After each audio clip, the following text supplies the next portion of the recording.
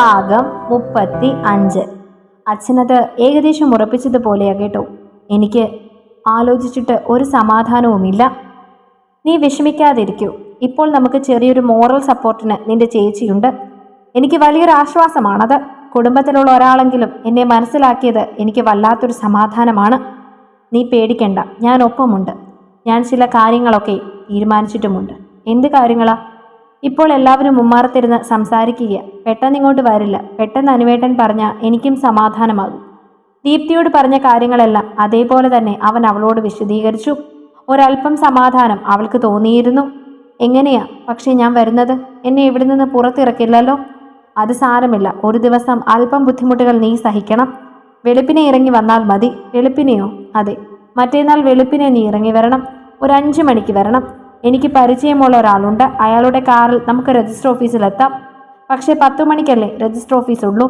അതിനുള്ള കാര്യങ്ങളൊക്കെ എൻ്റെ ഒരു ഫ്രണ്ട് ചെയ്തു വെച്ചിട്ടുണ്ട്. അവന് നേരിട്ടറിയാവുന്ന ആളാണ് അവിടെ രജിസ്ട്രാർ ആയിരിക്കുന്നത്.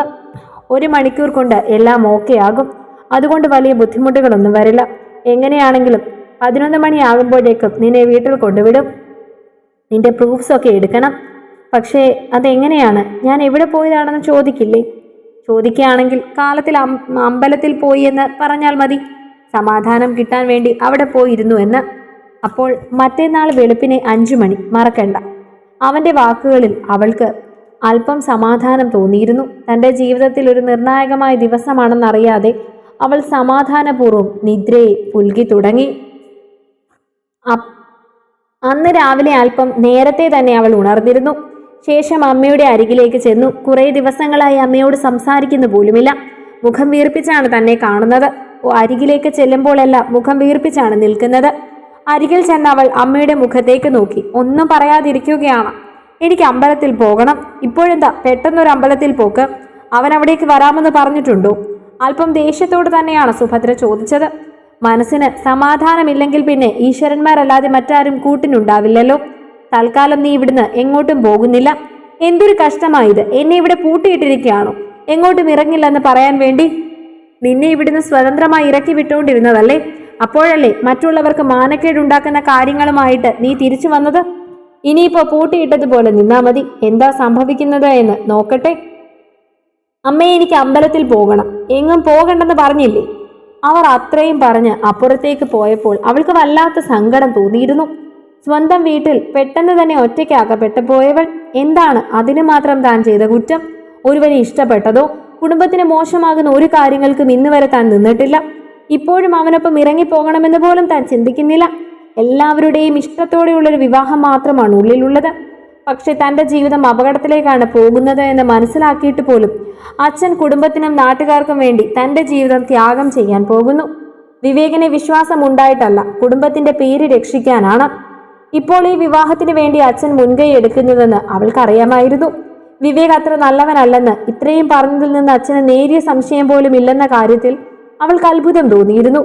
എത്രയോ പെൺകുട്ടികളുടെ ജീവിതമാണ് ഇങ്ങനെ വീട്ടുകാരുടെ താല്പര്യങ്ങൾക്കനുസരിച്ച് വേദനയിലാകുന്നതെന്ന് ഒരു നിമിഷം അവൾ ചിന്തിച്ചു പോയിരുന്നു. തന്നെ പോലെ എത്രയോ പെൺകുട്ടികൾ ഓരോ വീടിന്റെയും അകത്തളങ്ങളിൽ ഇത്തരത്തിൽ കണ്ണുനീരിനെ ലാവയാക്കിയിട്ടുണ്ടാകും.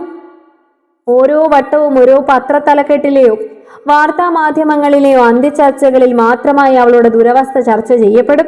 അതിനുമപ്പുറം വീണ്ടും അവൾ ഒരു പഴങ്കഥയായി മാറും. ചർച്ച ചൂടുപിടിക്കുന്ന സമയങ്ങളിൽ മാത്രം അവളുടെ ദുരവസ്ഥയെപ്പറ്റി കൂടുതൽ ആളുകൾ സംസാരിക്കും. ഇങ്ങനെയൊരവസ്ഥ അവൾക്ക് വന്നല്ലോ എന്ന്. ഒന്ന് ചേർത്ത് പിടിക്കാൻ ആരെങ്കിലും ഉണ്ടായിരുന്നുവെങ്കിൽ അവൾ ആത്മഹത്യ ചെയ്യില്ലായിരുന്നു എന്ന് എല്ലാവരും പറയും. അതിനു മുൻപ് ഒറ്റക്കെട്ടായി പോകുന്നവളെ ഒന്ന് ചേർത്ത് പിടിക്കാനോ ഒരു വാക്ക് പറഞ്ഞ് ആശ്വസിപ്പിക്കാനും ആരുമുണ്ടാവില്ല. അപ്പോൾ എല്ലാവർക്കും പ്രാധാന്യം കുടുംബത്തിന്റെ പേരും അന്തസ്സും ഒക്കെ തന്നെയായിരിക്കും. ഇങ്ങനെയാണ് ഓരോ പെൺകുട്ടികളും ഒരു മുഴം കയറിലോ ഒരു വിഷക്കുപ്പിയിലും ഒടുങ്ങിപ്പോകുന്നത്. ജീവിതം അവസാനിക്കുന്നതിന് തൊട്ടു മുൻപുള്ള നിമിഷങ്ങളിൽ അവർ എന്തൊക്കെ ചിന്തിച്ചിട്ടുണ്ടാവും? തങ്ങൾക്ക് യാതൊരു വിലയും നൽകാത്ത എല്ലാ മനുഷ്യരെയും ആ നിമിഷം അവർ മനസ്സിൽ ഓർത്തിട്ടുണ്ടാവും. ജന്മം നൽകിയവർ പോലും അകറ്റി നിർത്തുന്ന നിമിഷം ഈ ജീവിതത്തോട് തന്നെ വിരക്തി തോന്നിയിട്ടുണ്ടാവും. അതിലും മികച്ചത് മരണമാണെന്ന് തോന്നിക്കാണും. ഒരു ദുഃഖങ്ങളുമില്ലാത്ത ലോകത്തേക്ക് പോകാമെന്ന് അങ്ങനെയാവും അവർ തീരുമാനിക്കുന്നത്. ഇത്തരം സാഹചര്യത്തിൽ നിൽക്കുന്ന ഒരു പെൺകുട്ടിയെയും ആത്മഹത്യ ചെയ്തതിന്റെ പേരിൽ കുറ്റം പറയാൻ പറ്റില്ലെന്ന് ആ നിമിഷം അവൾക്ക് തോന്നി. ഈ നിമിഷം താനും ആഗ്രഹിക്കുന്നത് അതല്ലേ? അടർന്നു വന്ന മിഴിനീർ കൈകളാൽ തുടച്ച് അവൾ അകത്തേക്ക് പോയി. ആരുമില്ലെന്ന് ഉറപ്പുവരുത്തി തലയണയ്ക്കടിയിൽ നിന്ന് ഫോൺ എടുത്തു നോക്കി. നിരവധി മെസ്സേജുകൾ വന്ന് കിടക്കുന്നുണ്ടായിരുന്നു. എല്ലാം അവൻ്റേത് തന്നെയായിരുന്നു. നാളത്തെ കാര്യം മറക്കരുത് എന്ന് ഓരോ മെസ്സേജിലും അവൻ ഓർമ്മിപ്പിക്കുന്നുണ്ട്. അവനെ ഇതിലേക്ക് വലിച്ചിട്ടത് താനാണ്. പ്രണയം മനസ്സിൽ പോലും ഉണ്ടാകാതിരുന്ന ഒരുവനെ പിറകെ നടന്ന് ശല്യപ്പെടുത്തി സ്നേഹിപ്പിക്കുകയായിരുന്നു താൻ. പലവട്ടം അവൻ ഒഴിഞ്ഞു മാറിയതാണ്. മോഹം കൊടുത്തവനെ ചതിക്കാൻ അവൾക്ക് മനസ്സ് വന്നില്ല. അതുകൊണ്ട് തന്നെ നിശ്ചയിച്ചുറപ്പിച്ചതുപോലെ എന്ത് പ്രതിസന്ധികൾ ഉണ്ടായാലും നാളെ രാവിലെ അവൻ പറഞ്ഞതുപോലെ അവൾ രജിസ്റ്റർ ഓഫീസിൽ എത്തണമെന്ന് ഉറപ്പിച്ചിരുന്നു. അതുതന്നെയാണ് നല്ലത്. തന്റെ ജീവിതത്തിന് യാതൊരു വിലയും നൽകാത്തവർക്ക് മുൻപിൽ കുറച്ചെങ്കിലും ഒന്ന് ജയിച്ച് കാണിച്ചു കൊടുക്കണം. പറഞ്ഞതുപോലെ മറ്റുള്ളവർക്ക് വേണ്ടിയുള്ള ത്യാഗമാവരുത് ജീവിതം. നമുക്ക് വേണ്ടി തന്നെ ജീവിച്ചു തീർക്കണം. നമ്മുടെ സന്തോഷങ്ങൾക്ക് തന്നെ മൂല്യം നൽകണം. ഇല്ലെങ്കിൽ ജീവിതത്തിൽ തോറ്റുപോകുന്നത് നമ്മൾ മാത്രമായിരിക്കും. 1-2 ദിവസങ്ങൾ മാത്രമാണ് നമ്മുടെ വേർപാട് പോലും നമ്മുടെ പ്രിയപ്പെട്ടവരെ ചെറിയ കാലയളവിൽ കൂടുതൽ ആരെയും അലട്ടുന്നില്ല. എല്ലാ കാര്യത്തിലും നഷ്ടം നമുക്ക് മാത്രമാണ്. നമ്മുടെ ജീവിതവും നമുക്ക് വേണ്ടി മാത്രമായി നമ്മൾ വാർത്തെടുക്കണം. ആദ്യം പ്രാധാന്യം എന്നും നമ്മുടെ സന്തോഷങ്ങൾക്ക് വേണ്ടി തന്നെയായിരിക്കണം. നമുക്ക് വേണ്ടി ചിന്തിക്കാൻ നമ്മൾ മാത്രമേ ഉള്ളൂ എന്നതാണ് ഈ ഭൂമിയിലെ ഏറ്റവും നഗ്നമായൊരു സത്യം. സത്യത്തിൽ നമ്മളല്ലാതെ മറ്റാരും നമ്മളെക്കുറിച്ച് ആകുലരാവാറില്ല. ചിന്തകൾ വല്ലാതെ കാട് കയറുന്നതായി അവൾക്ക് തോന്നി. അന്നത്തെ ദിവസം കടയിലേക്ക് വിശ്വനാഥനും പോയിരുന്നില്ല. മരണവീട് പോലെയായിരുന്നു ആ വീട്. എല്ലാവരും അവരവരുടെ മുറികളിൽ തന്നെ കഴിച്ചുകൂട്ടി. ഭക്ഷണം കഴിക്കുന്ന സമയമാകുമ്പോൾ മാത്രം വഴിപാട് പോലെ അമ്മ വന്ന് വിളിക്കും. അന്ന് രാവിലെ പതിവിലും നേരത്തെ അവൾ ഉണർന്നു. അലാറം കേട്ടപ്പോൾ തന്നെ എഴുന്നേറ്റു. വല്ലാത്തൊരു ധൈര്യം എവിടെ നിന്നോ തന്നെ വന്ന് മൂടുന്നത് പോലെയാണ് അവൾക്ക് തോന്നിയത്.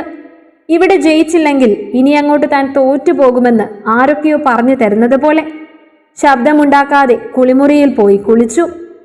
കൂട്ടത്തിൽ നല്ലൊരു ചുരിദാർ തന്നെയാണ് അണിഞ്ഞത്. ദിവസങ്ങൾക്ക് ശേഷമാണ് കണ്ണുകൾ അഞ്ജനം കാണുന്നത്. നന്നായി തന്നെ ഒരുങ്ങി. എന്താണെന്ന് അവൾക്ക് തന്നെ അറിയില്ല.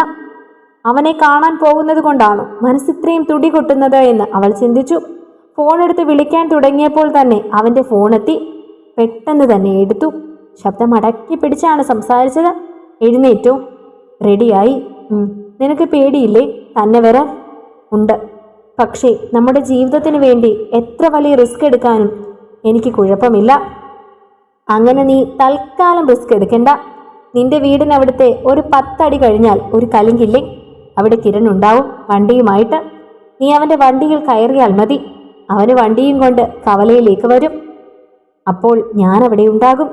ഞാൻ അങ്ങോട്ട് വന്ന് ആരെങ്കിലും കണ്ടാൽ പിന്നെ അത് പ്രശ്നമാവും. കിരൺ ആവുമ്പോൾ എന്തെങ്കിലുമൊക്കെ പറഞ്ഞു നിൽക്കാം. സൂരജിനെ കാണാൻ വന്നതാണെന്ന് പറഞ്ഞാലും എല്ലാവരും വിശ്വസിച്ചോളും. അഥവാ പ്ലാൻ വർക്കൗട്ട് ആയില്ലെങ്കിലും നമുക്ക് വീണ്ടും ഇങ്ങനെയൊന്ന് ഇറങ്ങേണ്ടി വന്നാൽ അതിന് ഞാനിപ്പോൾ അങ്ങോട്ട് വരുന്നത് സേഫ് അല്ല. അമ്മയോട് ഞാൻ ചെറിയൊരു സൂചന കൊടുത്തു. നമുക്ക് വേണ്ടി പ്രാർത്ഥിക്കാൻ വേണ്ടി അമ്മ ഇപ്പോൾ വെളുപ്പിന് ഗുരുവായൂർക്ക് പോവുക. അമ്മ എതിർത്തോ? എതിർത്തൊന്നുമില്ല. അങ്ങനെ നിന്നെ വിളിച്ചുകൊണ്ട് വരുന്നത് ശരിയല്ല എന്ന് എന്നോട് പറഞ്ഞു. ഞാൻ പറഞ്ഞു വിളിച്ചുകൊണ്ടൊന്നും വരില്ല, തൽക്കാലം ഒരു വിശ്വാസത്തിന് വേണ്ടി രജിസ്റ്റർ ചെയ്യുന്നതേ ഉള്ളൂ എന്ന്. കാര്യങ്ങളൊക്കെ ഞാൻ പറഞ്ഞപ്പോൾ അമ്മയ്ക്ക് മനസ്സിലായി. അതുകൊണ്ടാണ് അമ്മ വ്രതമെടുത്ത് ഗുരുവായൂർ പോകാമെന്ന് കരുതിയത്. അമ്മയെ കൊണ്ട് വിട്ടതിന് ശേഷം പെട്ടെന്ന് തന്നെ കവലയിൽ വരും. അപ്പോൾ നമുക്ക് നേരെ പോകാം. ശരി അനുവേട്ട. എനിക്ക് അനുവേട്ടനെ ഒന്ന് കണ്ടാൽ മാത്രം മതി. എത്ര ദിവസമായി ഈ വീർപ്പുമുട്ടൽ. എനിക്കും നിന്നെ കാണാതെ ഒട്ടും പറ്റുന്നില്ല. അവൻ്റെ സ്വരം ആർദ്രമായി.